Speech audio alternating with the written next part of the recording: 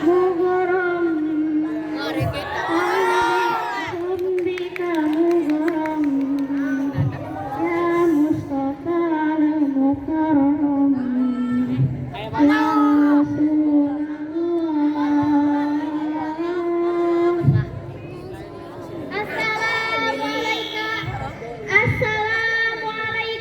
Assalamualaikum warahmatullahi wabarakatuh.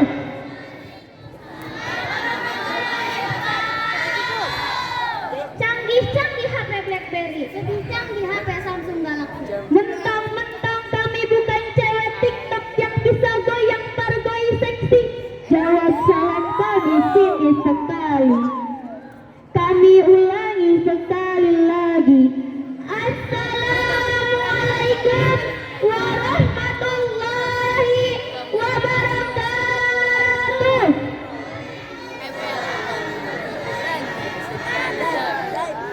Bismillahirrahmanirrahim. La yasuqul khaira illallah. Bismillahirrahmanirrahim. La yasiqu su'a illallah.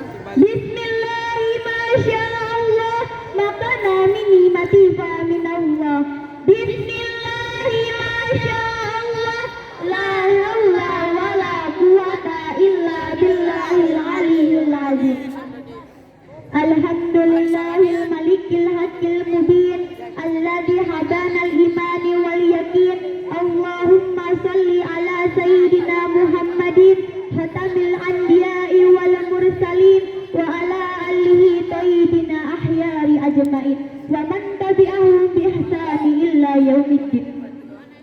Tidak ada ucapan kata yang dapat kami ucapkan di malam ini selain ucapan syukur kepada Allah Rabbi yang telah memberikan kita nikmat, beribu-ribu nikmat, bermacam-macam nikmat, sehingga kita tidak akan pernah bisa menghitungnya sampai hari kiamat. Salawat bertangkaikan salam, marilah kita panjatkan kepada junjungan alam, aktor yang tak pernah menaiki motor, seorang tokoh yang tak pernah menokok, seorang resolusi yang tak pernah korupsi, yakni sallallahu alaihi ya Rasulullah. Engkaulah teladan umat manusia, sungguh engkau manusia yang sempurna. Kejujuranmu dalam tutur kata, sopan santunmu pada sesama. Wahai Rasulullah, ajarkanlah ketabahanmu pada doa kami. Mengalirlah jihadmu pada diri kami. Tumbuhkanlah jihadmu pada hidup kami. Kami umatmu yang merindukan engkau, wahai Rasulullah.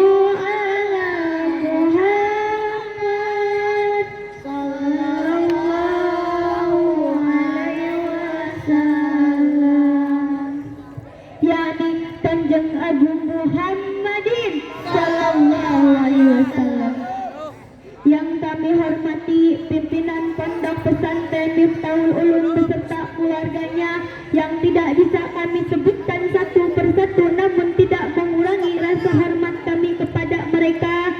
dan tak lupa kepada rois-roisahnya, intansi wal intansia, dan yang takkan saya lupakan kepada santri yang selalu disarung lagi di peci yang gantengnya sekali. Yang tidak akan saya lupakan santriawati yang selalu dibaluti gamis yang cantik sekali. Hadirin rahimakumullah. Umar bin Khattab berkata, ketika Umar bin Khattab sedang bersama Rasulullah, datang malaikat Jibril yang menyerupai pemuda yang bayadi siap. Pakaiannya sangat putih, rambutnya berwarna hitam. Umar tidak mengetahui bahwa itu seorang malaikat. Pemuda tersebut bertanya kepada Rasulullah 3 perkara. Yang pertama, mawal Islam. Apakah yang dimaksud dengan Islam? Rasulullah menjawab, anta syahadu an la ilaha illallah wa anna muhammadar rasulullah wa tuqimu salati wa tuti zakati wa tasuma ramadana wa tahujil baita. Setelah Rasulullah menjawab, pemuda tersebut membenarkan dan berbicara, sadaqta ya Muhammad, benar engkau wahai Muhammad. Kanjeng Nabi bingung, kenapa pemuda tersebut harus bertanya? Ketika Kanjeng Nabi menjawab, pemuda tersebut membenarkan. Pemuda tersebut pun bertanya kepada Kanjeng Nabi perkara yang kedua, ya Muhammad, mahwal iman. Wahai Muhammad, apakah yang dimaksud dengan iman? Kanjeng Nabi Muhammad menjawab, antu'minu billahi wa malaikatihi wa kutubihi wa rusulihi wa bil qadri wa yaumil akhiri wa tu'mina bil qadrihi khairihi wa syarrihi. Lagi-lagi setelah Rasulullah menjawab, pemuda tersebut membenarkan dan berbicara, sadaqta ya Muhammad, benar engkau wahai Muhammad. Kanjeng Nabi semakin bingung dan aneh. Kanjeng Nabi pun mengira orang yang sedang bertanya kepada beliau adalah seorang malaikat. Pemuda itu berbicara, wahai Muhammad, apakah boleh saya bertanya satu perkara lagi? Kanjeng Nabi Muhammad perbolehkan. Mawal ihsan. Apakah yang dimaksud dengan ihsan? Al ihsanu anta budallah ka'annaka tarahu fa illam takun tarahu fa innahu yaraka. Yang dimaksud dengan ihsan adalah ketika kita beribadah kepada Allah, ka'annaka tarahu, rasa kita dilihat oleh Allah, rasa kita diperhatikan oleh Allah. Baik ibadah yang mahdoh atau yang luar mahdoh. Contoh ibadah yang luar mahdoh, kita berbuat baik kepada teman kita, menolong teman kita yang sedang kesusahan. Contoh ibadah yang mahdoh atau yang langsung, kita sholat kepada Allah. Sholatnya nggak main-main, sholatnya khusyuk, sungguh-sungguh. Karena orang yang sholatnya khusyuk berarti itu orang yang sudah ihsan. Banyak pemuda zaman sekarang yang sholatnya 4G atau cepet banget. Ada juga yang sholatnya sambil goyang. Goyangnya bukan goyang parboy atau goyang bergaji, tapi goyangnya tangannya muter-muter. Bismillahirrahmanirrahim. Allahu Akbar. Ada yang sholatnya kayak gitu, ada. Tapi insya Allah santri dan santriati dahulu mah nggak ada yang kayak gitu. Ada yang pas sujud kakinya gerak-gerak udah kayak ikan. Nah berarti orang yang sholatnya masih kayak gitu, dia belum ihsan, dia belum merasa malu bahwa dia selalu diperhatikan oleh Allah, bahwa dia selalu dilihat oleh Allah. Dunia zaman sekarang udah tua, kalau diibaratkan mah udah di ujung tanduk, tinggal gubrak kiamat. Banyak tanda-tanda kiamat. Kiamat sudah bermunculan. Laki-laki sudah menjadi perempuan, perempuan sudah menjadi laki-laki. Laki-laki dan perempuan banyak yang berzina di mana-mana. Dia belum halal tapi dia melakukan zina. Berani pegangan tangan, berani ciuman, berani maksiat di pinggir jalan. Hadirin rahimakumullah. Itu ciri ihsan yang pertama. Ketika kita beribadah kepada Allah karena tarahu, rasa kita melihat Allah. Ciri ihsan yang kedua, fa'ilam takun tarahu fa'innahu yaraka. Ketika kita tidak merasa dilihat atau diperhatikan oleh Allah, maka kita harus merasa melihat Allah. Dimanapun, kapanpun, bagaimanapun kita berada, bagaimanapun posisi kita, kita harus merasa bersama Allah. Contoh, seorang laki-laki lagi jalan ke suatu tempat, lihat cewek cantik, manis, imut, senyumnya indah. Ketika laki-laki itu sudah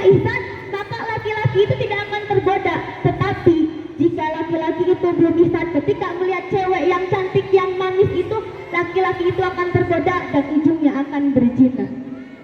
Hadirin rahimakumullah. Pengamalan dari ihsan ini adalah akhlakul karimah yang menentukan kehidupan sehari-hari kita. Ketika berbicara mengenai akhlakul karimah, saya selalu tergiur suka dengan akhlaknya Rasulullah yang begitu hebat. Saking hebatnya akhlak Rasulullah, Allah pun sampai berfirman di dalam Al-Quran surat Al-Ahzab ayat 21 yang akan dibacakan oleh pengqori dan pensyarah saya.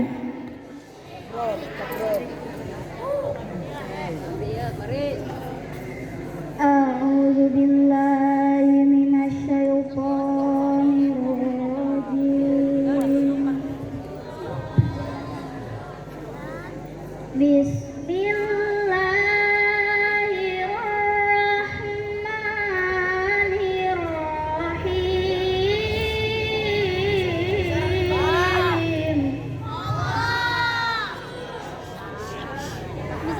Laqad kana lakum fi rasulillahi uswatun hasanah.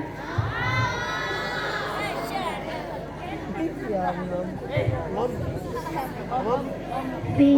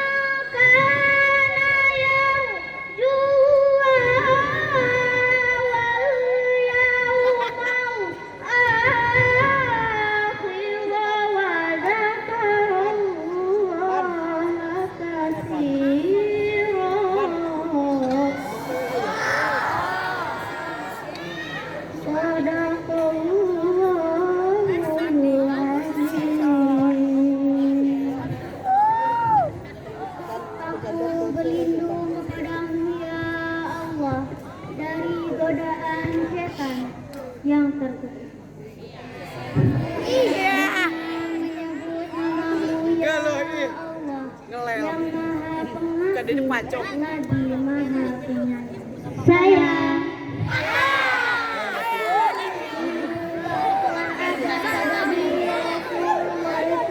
Suri teladan yang baik bagimu, yaitu bagi orang yang mengharapkan rahmat Allah dan kedatangan hari kiamat yang banyak mengingat Allah. Maha benar Allah dengan segala firman-Nya. Nah hadirin, Allah pun berfirman bahwa sudah ada pada diri Rasulullah itu uswatul hasanah, suri tauladan yang baik. Saking baik dan mulianya akhlak Rasulullah, bahkan ada yang mengatakan akhlaknya Rasulullah itu bagaikan Al-Quran dan mushaf yang berjalan. Rasulullah seorang yatim, tapi Rasulullah selalu berusaha keras untuk mengejar cita-cita dan masa depan yang gemilang. Rasulullah juga seorang pemuda yang selalu mengutamakan agama. Hadirin rahimakumullah, ada satu cerita ketika Rasulullah Muhammad SAW menjadi pemimpin di kota Madinah. Kota Madinah penuh dengan kedamaian. Penuh dengan kedamaian, orang-orang yang berjual beli di pasar penuh dengan kejujuran. Hiduplah seorang pengemis Yahudi yang selalu ada di salah satu sudut pasar. Pengemis itu setiap harinya meminta-minta dan mencaci Nabi Muhammad.